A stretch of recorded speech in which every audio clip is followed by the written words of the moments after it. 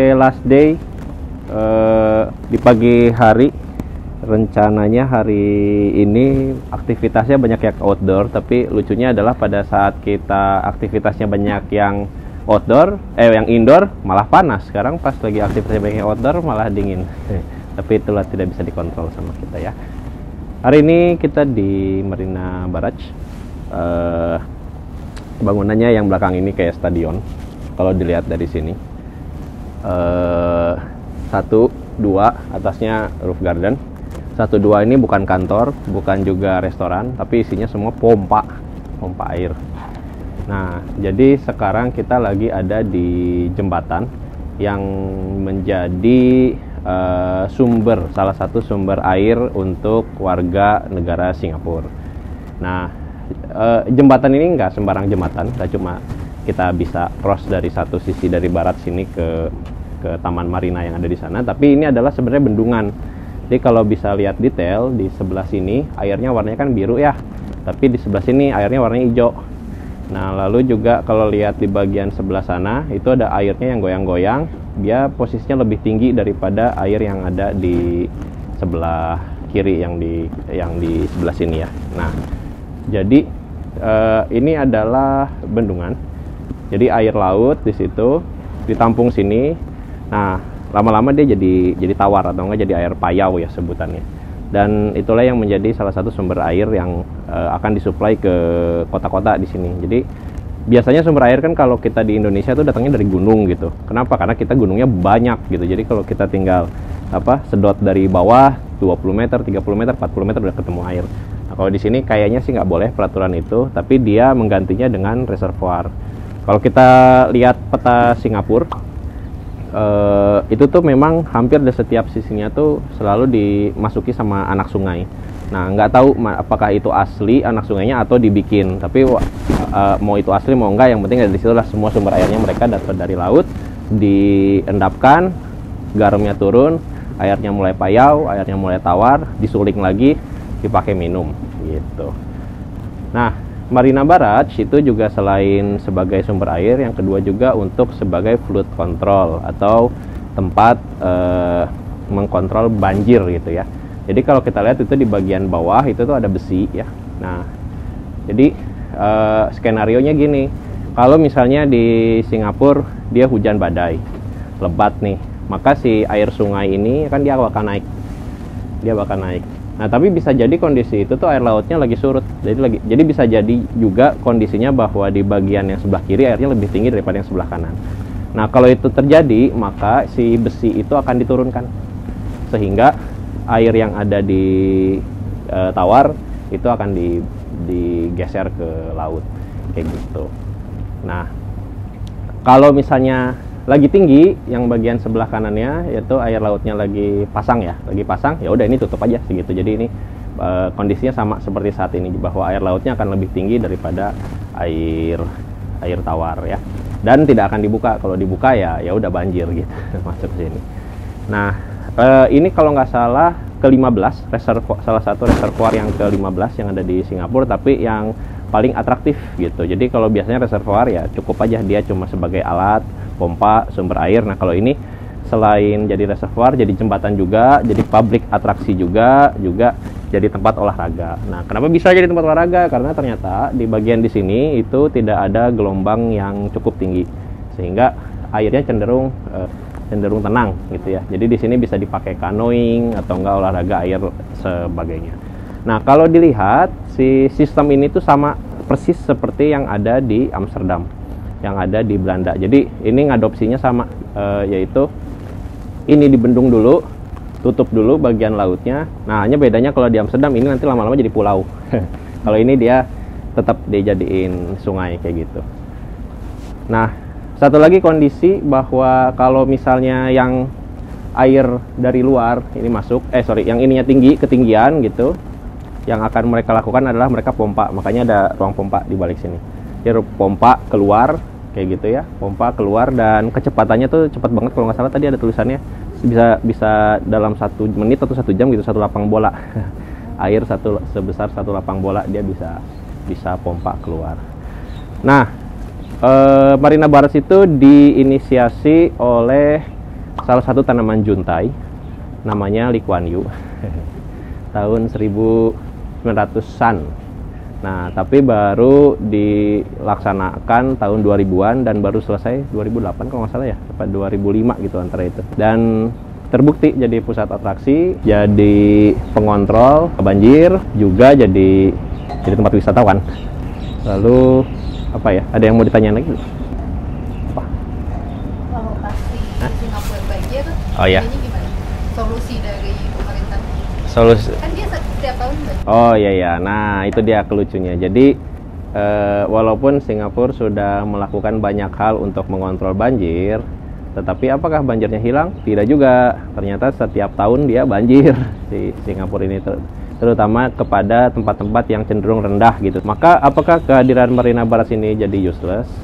Pada dasarnya kalau misalnya Marina Barrage nggak dibikin, banjirnya lebih kacau. Di si Marina Barrage ini membantu kota supaya dia bisa mengontrol banjir. Makanya dia juga ngasih taunya namanya flood control gitu ya. Mengapa mereka menggunakan sistem ini adalah karena keterbatasan pasir. Kalau kita mau ngereklamasi pulau, cara yang konvensional itu adalah dengan menggunakan pasir pantai atau enggak pasir sungai. Diambil di tempat lain, timbun kayak gini. Nah, tapi Singapura terus-terusan tuh reklamasi. Nah, oleh karena itu cara yang dia lakuin adalah yaitu pakai cara Belanda tadi. Dia dam, habis itu air yang akan ada di tempat yang terdam itu lama-lama akan surut. Nah, itu dia jadi pulau. Lalu apa lagi ya? Udah sih, itu aja. Habis ini kita lanjut ke ke Sky Garden. Oke, itu aja. Thank you. Kita akan lanjut lagi ke destinasi berikutnya. Moga-moga nggak hujan ya.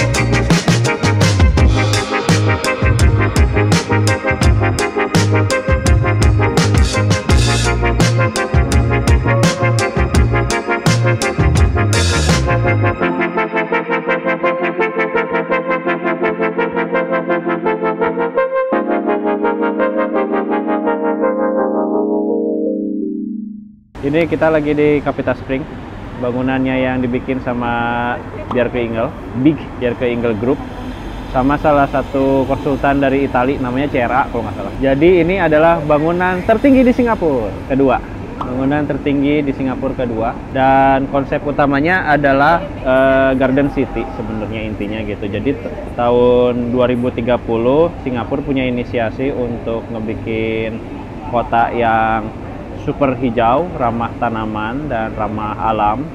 Nah, gedung ini tuh juga menjadi salah satu penyumbang untuk menuju ke Singapura 2030 Sustainable City itu gitu. Nah, di sini ada 80.000 jenis tanaman yang berbeda yang ditaruh di sini dan juga di roof garden di atasnya. Hanya sayang sekali hari ini nggak sukses bisa naik ke atas karena dia hanya Senin sampai hari Jumat ya. Jadi bagi kamu yang mau datang ke sini dan mencoba untuk roof garden dan melihat banyak jenis tanaman tadi, datangnya pas hari kerja ya, jangan hari Sabtu dan hari Minggu. Nah, secara bentuk si bangunan ini sebenarnya tipikal BIG banget gitu ya. Satu mas, habis itu masnya dimain-mainin kayak ini, misalnya satu mas ke atas, kotak aja sebenarnya ke atas, tapi sama dia dicoak-coak di bagian refugee area-nya, dibuka apa ya, kayak bullnose-nya gitu ya. Nah, di situ nanti idenya nanti akan keluar kayak tanaman-tanaman. Jadi secara konsep kayak ada kotak besar yang dicolok sama si tanaman tersebut gitu, dan tanaman itu hadir di level berapa tadi? 51 ya? Di level 51 gitu. Dan sedikit ada transisi gitu ya, dari yang benar-benar dia kaca menuju ke yang bolongnya, itu jadi kayak ada bentukan kayak catur tapi pakai kacanya. Jadi seolah-olah tuh kayak kacanya kebelah, habis itu baru lobang gitu. Terus pada saat dia kembali jadi mesh yang padat lagi, kacanya juga pecah-pecah lagi, baru jadi mesh yang padat. Nah, untuk yang di bawahnya ini, karena ini adalah ruang terbuka, kurang lebih dia bolonginnya pakai nako ya kayak gini.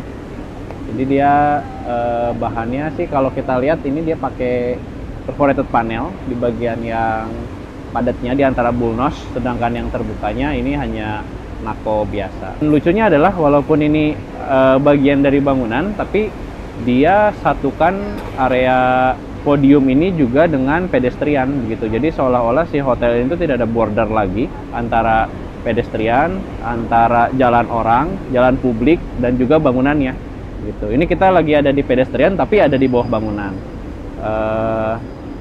Dan di bawahnya lagi mungkin ada MRT gitu. Jadi kebayang kan betapa kompleksnya bikin bangunan di Singapura, karena bakal banyak sekali multidisiplin ilmu yang terlibat. Nggak cuma dari sekedar arsitek sipil, mechanical, electrical, plumbing, lampu, dan lainnya, tapi juga pasti ada ahli transportasi, ahli pertamanan, ahli politik, dan juga lain sebagainya. Tapi ya jadinya seperti ini. Kompleks memang, tapi indah gitu ya. Oke, kita akan lanjut ke bangunan berikutnya.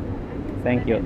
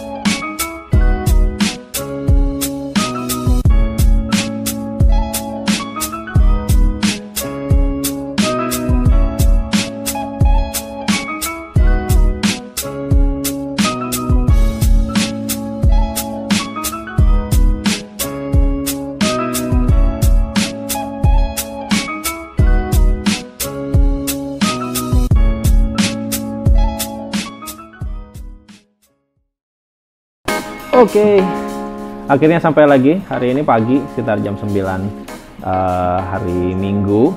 Jadi Esplanade kemarin itu adalah tujuan terakhir kami, di mana kami mendatangi sebuah bangunan-bangunan yang unik yang ada di Singapura. Itu selesai kurang lebih sekitar jam 1-an, dan kita masih punya sekitar 6 atau 7 jam bonus gitu ya, yang kita pakai tentunya untuk makan siang di salah satu restoran yang kita suka, yaitu Kajun on Wheels atau KAW.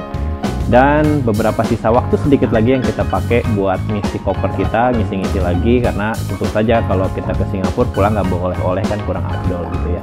Dan kita naik pesawat jam 8 malam sampai di Jakarta sekitar jam 10, jam 11 waktu Indonesia Barat, dan sampai lagi ke sini langsung dikirim pakai travel sampai jam 2 pagi. Dan kebetulan teman-teman udah pada pulang, sudah pada bawa pengalaman baru, sudah bawa ilmu baru, dan juga sudah bawa energi baru tentunya.